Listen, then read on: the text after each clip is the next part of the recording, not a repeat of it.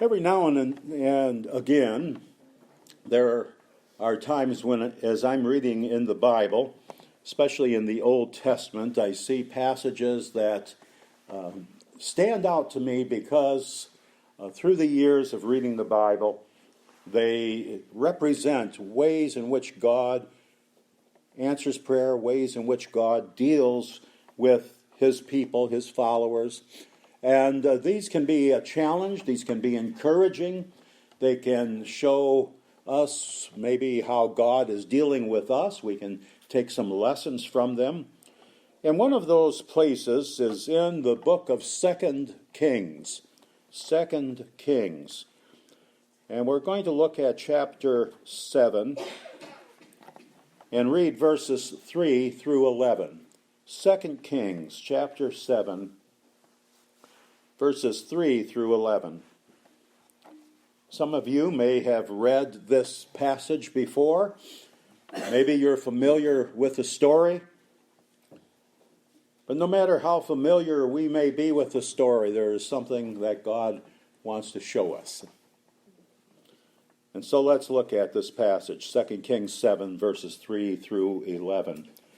Now there were 4 men who were lepers at the entrance to the gate. And they said to one another, "Why are we sitting here until we die? If we say, 'Let us enter the city,' the famine is in the city, and we shall die there. And if we sit here, we die also. So now, let us go over to the camp of the Syrians. If they spare our lives, we shall live. And if they kill us, we shall but die." So they arose at twilight to go to the camp of the Syrians. But when they came to the edge of the camp, the Syrians, behold, there was no one there. For the Lord had made the army of the Syrians hear the sound of chariots and of horses, the sound of a great army, so that they said to one another, "Behold, the kings of Israel have hired against us the kings of the Hittites and the kings of Egypt to come against us."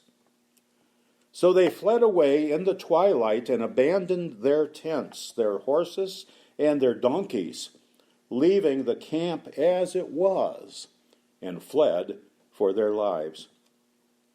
And when the lepers came to the edge of the camp, they went into a tent and ate and drank, and they carried off silver and gold and clothing, and went and hid them.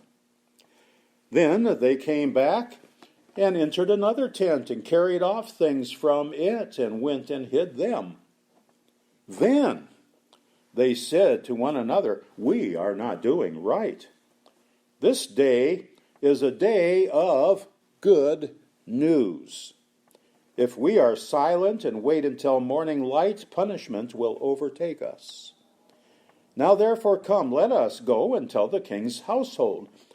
So they came and called to the gatekeepers of the city, and told them, "We came to the camp of the Syrians, and behold, there was no one to be seen or heard there, nothing but the horses tied and the donkeys tied, and the tents as they were." Then the gatekeepers called out, and it was told within the king's household. Now, what's happening here is the Syrians had gone and surrounded the city, and were doing what they did in warfare in days of old.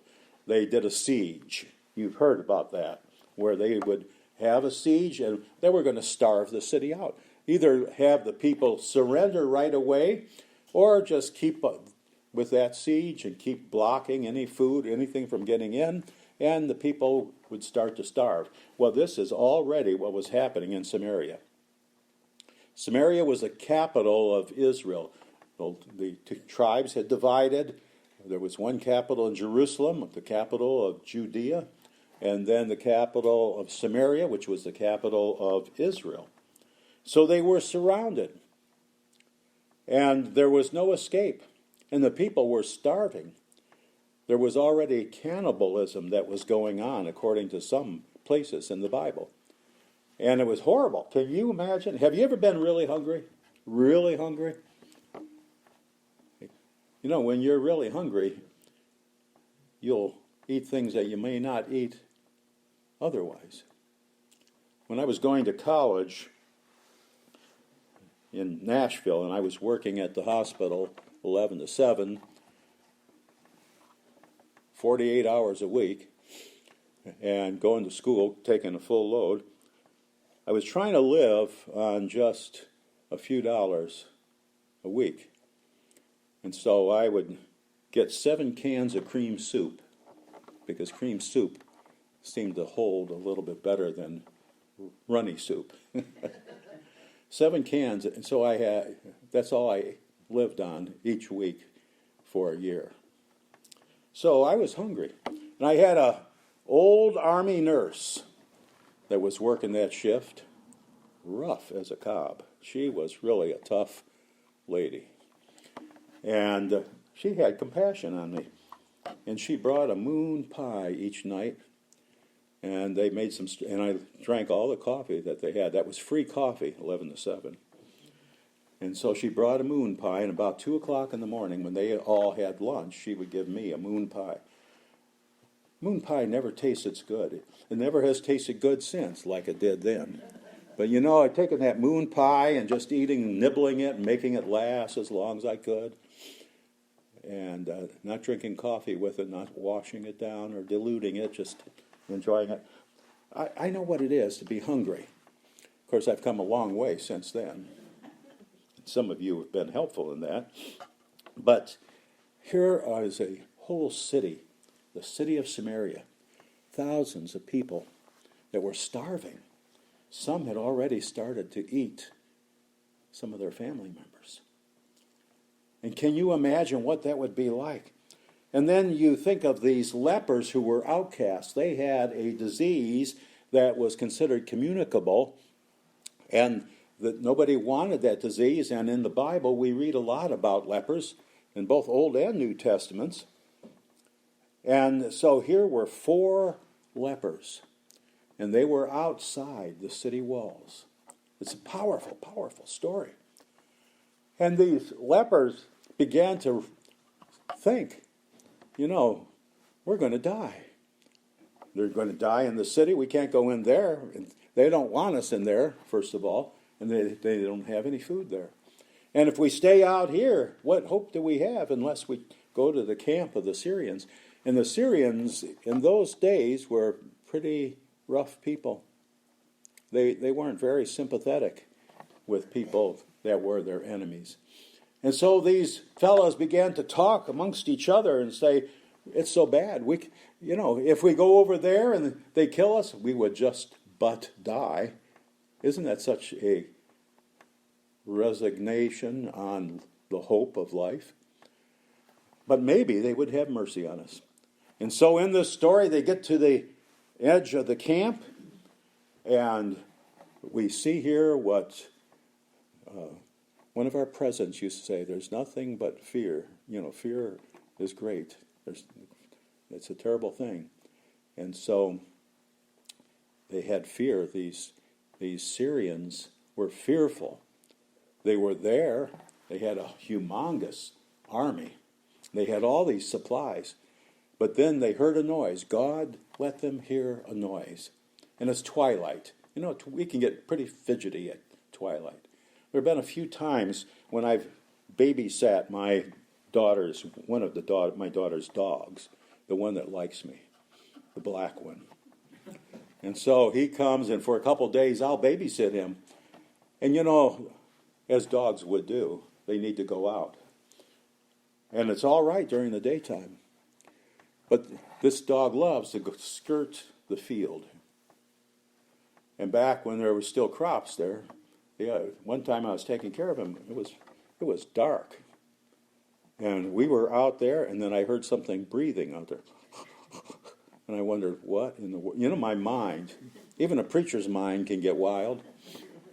I try to rope it in, but I began to wonder, what is that? Is that a deer? I think they're supposed to be quiet. What kind of animal is making that noise? And so I had all kinds of visions. So like these Syrians, I can picture this. When I read this in my devotions, I was just picturing, I was reliving some of my experiences. And I began to think, what would it be like?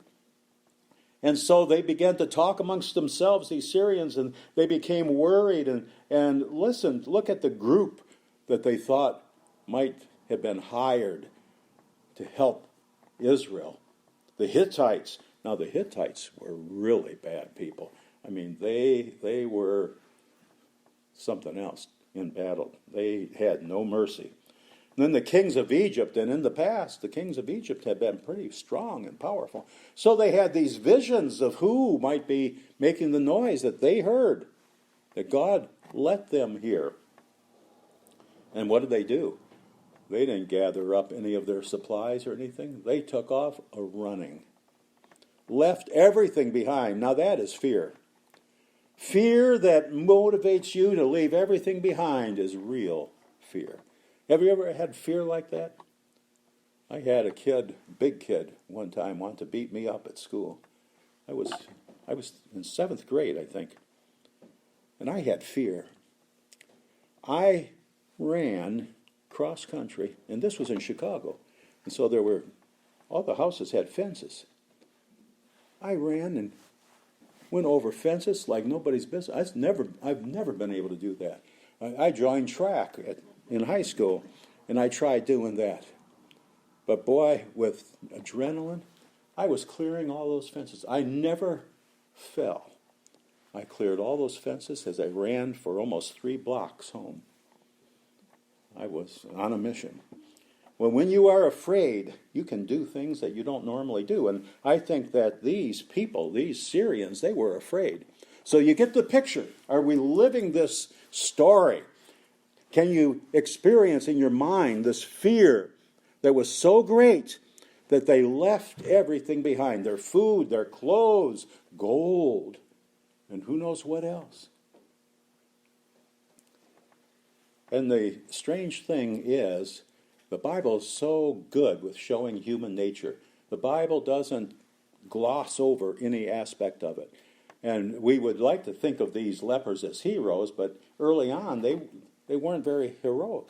They were going in and eating, making pigs of themselves, of the stuff, and then taking whatever they could, the clothes and the money, the jewelry, the gold, and then they go out and bury it.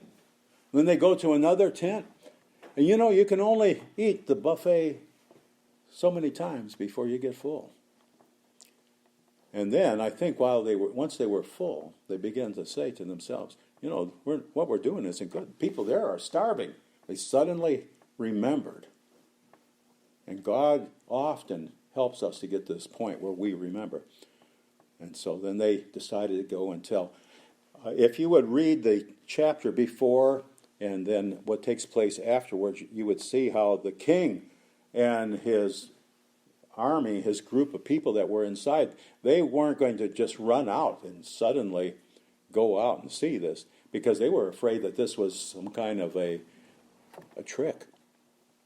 And so they only had a couple horses left that weren't starved to death, that were strong enough to carry a man and go out. And they sent these soldiers out to do a mission of checking it out. And they went almost all the way to the river. And they said they found clothes strewn across the fields where these people were, even the stuff they had on their backs, they started lightening their load until they were running just about in their sports clothes left, So anyway, they were running with great fear, and they came back and told the king. And the king and the people went out. And one of the great things in this whole account is the king had an advisor. And the prophet had been there the day before and prophesied to him, because this king was not a God-fearing king. And the prophet said to him, tomorrow, stuff is going to be sold at wholesale prices. And the king's advisor, it said the one the king was leaning on, said, "How can this be?" He didn't believe God's prophet. And the prophet said, "You will see it, but not be able to partake of it." And the next day, he was in the gate when the gate opened and the people ran out, and he was trampled to death. So he saw, but he did not experience it. See how God's word comes true? Well, the Bible was written to provide you and me with a history, not just of the events of the ancient past, but there's parts of human nature, there are parts of our own nature that we can see and we can experience with these different groups of people. We can experience or relate to what the lepers were thinking and doing and how they were feeling. We can relate somewhat to the Syrians who, because of tremendous fear, fled. We can relate with the people who were in the city living in fear and hunger and hopelessness, even when the prophet spoke to them. And now God is moving. Outside the walls are these 4 leprous men. And these leprous men made a delightful discovery when they saw that the camp had nobody there. And there was food galore. Food that they hadn't dreamed of seeing and experiencing. Christ revealed the true nature of loving God as he reveals to us how God loved these people in spite of how these people and this king were forsaking God, worshiping idols, and the people were worshiping Baal, and how a loving God answered prayer for them and brought food to them that they could never have dreamed was possible. And I don't see these people, in response to this miracle that God did for them, really turning to God in the midst of all this graciousness. And I think how God in his love for us sent Jesus to die on the cross, and how we as a nation and as a people have heard the gospel truth for so long, and yet we take the blessings of God for granted. We take what Jesus did for us for granted. Jesus desires for us to have an abundant life. He wants us to have companions that walk with us through life. And oftentimes he'll bring people across our paths. Even when you move to new places. I don't know about some who have moved from other places here. But Margaret and I have found that wherever God has led us, wherever we have moved, we have found that God brings people across our paths that are a joy, a blessing. And when you get ready to leave a place, you think, how can I ever leave? I have such close friends, such deep friends. And then you move to a place, and here we are, and we find we can't imagine ever being anywhere else. It's almost like we've been here all along. But occasionally we realize when they say I have an accent, I realize I haven't been here all along. My friend at Rick's says I have a Chicago accent. I don't think I do. I mean, it doesn't sound like a Chicago accent to me. But anyway, how we can move to places. And God brings people across our paths. And here in this day, God kept sending prophets and kept sending faithful people across the paths of these individuals to show them that God was interested in them. And so, like the lepers, we need to recognize we need to share something. We're not doing right if we hoard it in. The knowledge of good news that the lepers had and the knowledge of good news that we experience is something we cannot hoard. I remember when I was in 4th grade, I attended a Christian school in Chicago, and I learned this song that I have loved ever since, Go Tell It on the Mountain. Have you ever heard of that song?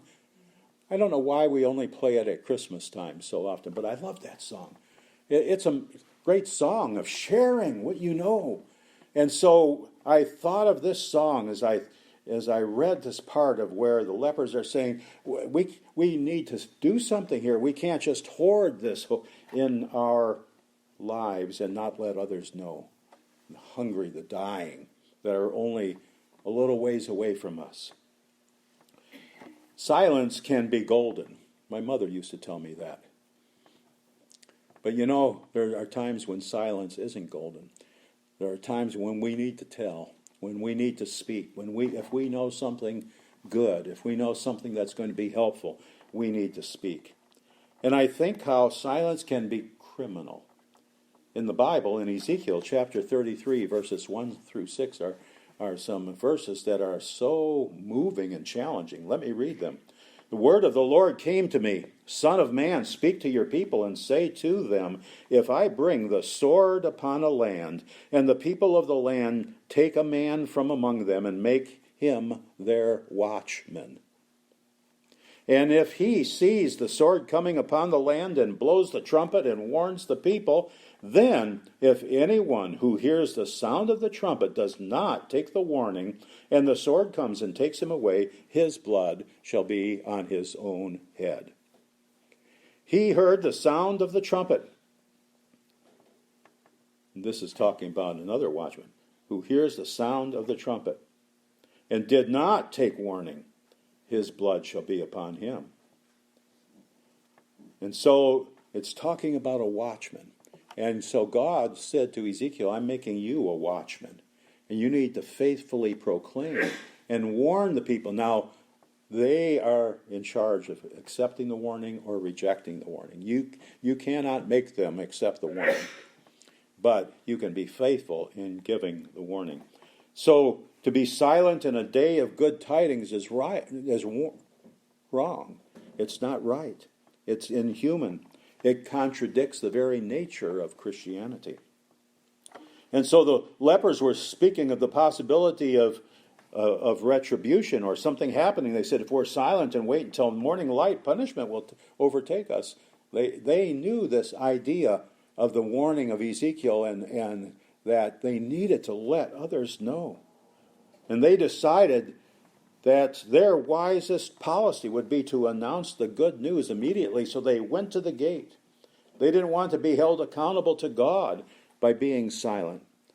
And you know, for all of us that know the gospel, that have experienced the gospel, we can't afford to be silent. We need to be those that share this exciting, good, glad news, the good news.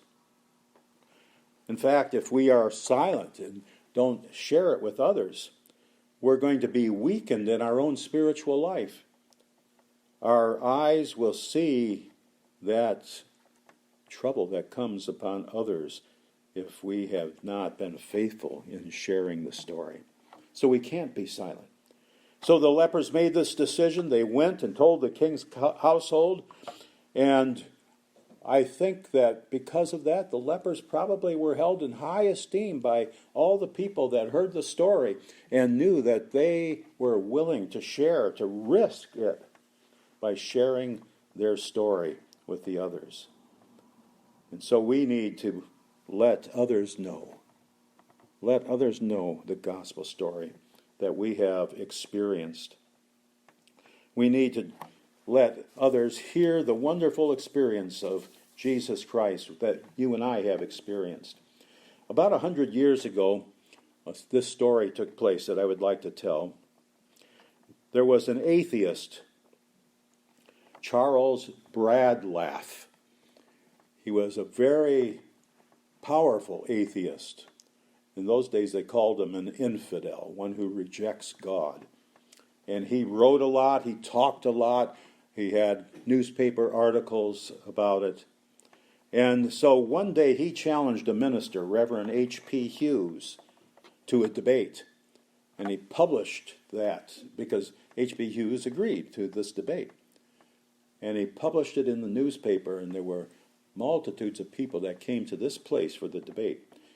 Now, Reverend Hughes was in charge of a rescue mission. This all took place in London. He accepted the challenge, but he said, here's the condition. I will bring 100 people with me from the rescue mission who have experienced the difference that Christ will make in their lives. They are individuals whose lives have been changed by what Jesus did. And I'm going to bring them. He said to the infidel, you bring 100 infidels with you. And they're to tell how much being an infidel has benefited them. I'm going to let my 100 new Christians who have been saved from being alcoholics and all these other things, I'm going to let them tell what Jesus has done for them. And he said, and they're going to be willing to be open to anybody asking them about it, questioning about it. And so the day came, and Reverend Hughes and 100 of his people from the rescue mission all came, and there were over 1,000 people that were there to hear this debate. But the infidel, Charles Bradlaugh, never appeared. He never showed up.